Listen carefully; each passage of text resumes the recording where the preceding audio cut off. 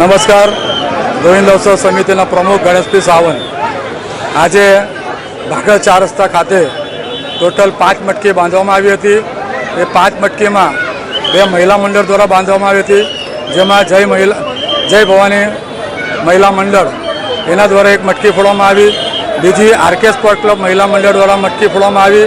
એ જ રીતે ત્રીજી મટકી કે જે સુરત શહેરની મુખ્ય મટકી જે ભાગળ 4 રસ્તા બાંધવામાં આવે છે તેના દ્વારા એક જે મટકી હતી એ આરકે સ્પોર્ટ ક્લબ યુવાનોની મટકી હતી, તેના દ્વારા ફોડવામાં આવી. એ જ રીતે ચોથી જે મટકી હતી એ 50 વર્ષ જૂનું નિર્વાણ અખાડા જે બેગમપુરાનું ગોવિંદા મંડળ છે તેમના દ્વારા ફોડવામાં આવી.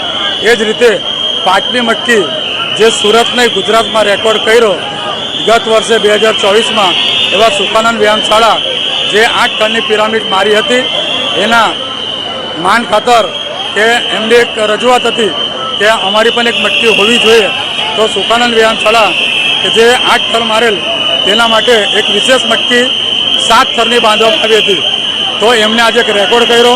સુરતમાં 5 થર 6 થર સુધી મટકી ફોડી છે. ભાગળ ખાતે 7 થર એટલે કે 7 પિરામિડ કરીને મટકી ફોડનાર એક સુખાનંદ વ્યાયામશાળા કે જેઓ પ્રથમવાર ગુજરાતમાં એમનો નંબર આવેલ છે. આપ લોકો જાણો છો તેમ આજે જન્માષ્ટમીનો તહેવાર ભાગળ ખાતે સુરતની પ્રજાએ ઉજવેલો છે, જે દર વર્ષે ઉજવવામાં આવતો હોય છે. પ્રજામાં એક અનેરો ઉત્સાહ હતો અને બધા કૃષ્ણમય બની ગયેલા હતા.